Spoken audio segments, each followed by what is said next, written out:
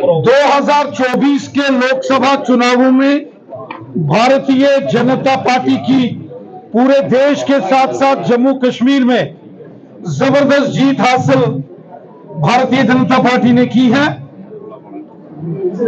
मैं यहाँ कठुआ की जनता, जिसमें कठुआ, जसरोटा, हीरानगर, बनी, बिलावर, भसोली की जनता का हृदय से धन्यवाद करता हूं और धन्यवाद करता हूं उधमपुर, डोडा, किश्तवाड़, रामबन की जनता का कि प्रचंड बहुमत से उधमपुर पार्लियामेंट सीट पर भारतीय जनता पार्टी की जीत हुई है।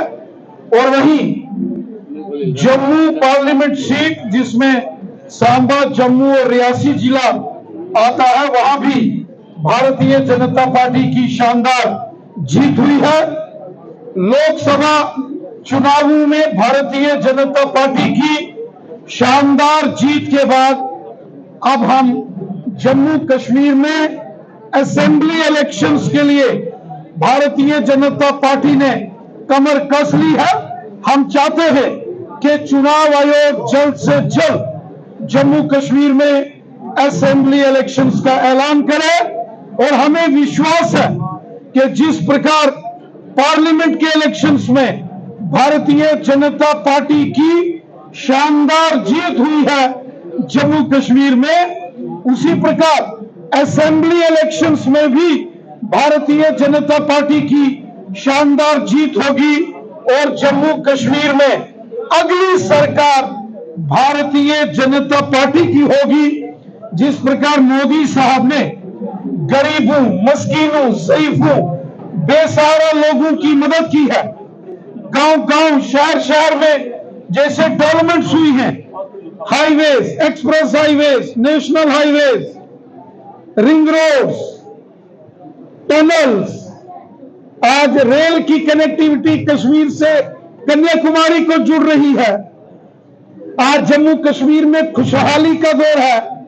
ये सब मोदी साहब की देन है और हमें विश्वास है कि जब चुनाव आयोग यहां असेंबली के इलेक्शंस का ऐलान करेगा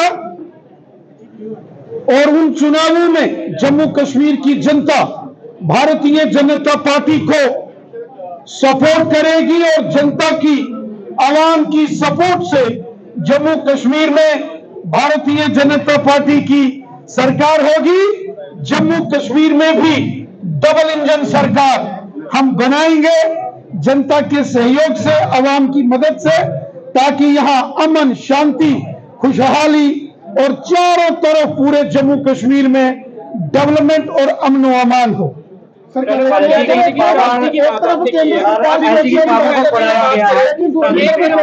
में हमला होता है, उसके बाद सैदा गांव में हमला होता है, तो शांति जिस तरह से बंद की जाए और लोकल्स की काफी ज्यादा इन्वॉल्वमेंट जो है वो देखने को मिलती है। एक जमाना था कि जम्मू कश्मीर बड़े मुश्किल दौर से गुजरा है। पिछले 40 सालों में जम्मू कश्मीर ने बम, बंदूक, पिस्तौल, गोलियों और ग्रेनेडों का हमेशा शोर सुना, लेकिन पिछले 10 साल में जब से नरेंद्र मोदी साहब की सरकार दिल्ली में आई है, हमारे माननीय प्रधानमंत्री जी के और माननीय गृह मंत्री अमित शाह साहब के अथक प्रयासों से जम्मू कश्मीर अमन, शांति और खुशहाली की ओर बड़ी मजबूती से, तेजी से आगे बढ़ रहा है।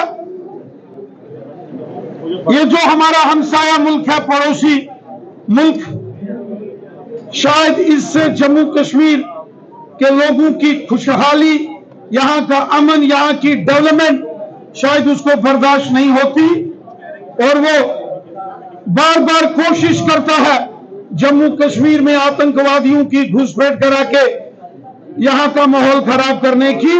लेकिन जम्मू कश्मीर की आवाम, यहां की जनता के सहयोग से भारतीय सेना, जम्मू कश्मीर पुलिस और हमारे पैरामिलिट्री फोर्सेस के जवान पाकिस्तान के आतंकवादियों के हर षड्यंत्र को हम मिलकर विफल करेंगे। हमारी सेना, हमारी पुलिस और हमारी पैरामिलिट्री फोर्सेस के जवानों ने जम्मू कश्मीर की आवाम की मदद से पहले भी हर साजिश को, हर मुश्किल वक्त को एक चुनौती की तरह स्वीकार किया और हर साजिश को विफल किया। आगे भी इन साजिशों को विफल करेंगे। हमने पहले ही पिछले 35-40 सालों में बहुत खून खराबा देखा है जम्मू कश्मीर में, अब और खून खराबा हम यहाँ नहीं होने देंगे।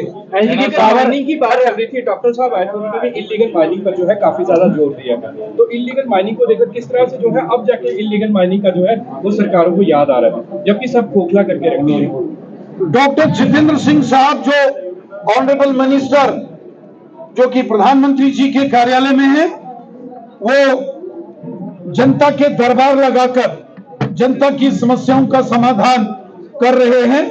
कठुआ में भी और उधमपुर में भी उन्होंने जनता दरबार लगाकर यहाँ के लोकल स्थानीय समस्याओं का समाधान किया है। आगे भी हर पार्लियामेंट्री असेंबली कॉन्स्टिट्यूंसी में इस प्रकार के दरबार, पब्लिक दरबार प्रशासन के साथ आयोजित करके हर समस्या का समाधान करेंगे। राणा साहब, विपक्ष का कहना है कि केंद्र सरकार ने एलजी पावर्स को बढ़ाकर हाथ काटे हैं जम्मू कश्मीर की आवाम के। क्या डर है कि आपकी फुल फ्लैज सरकार नहीं बनेगी, तभी कंट्रोल जो है वो एलजी के हाथों में दिया गया? देखिए, भारत एक डेमोक्रेटिक कंट्री है।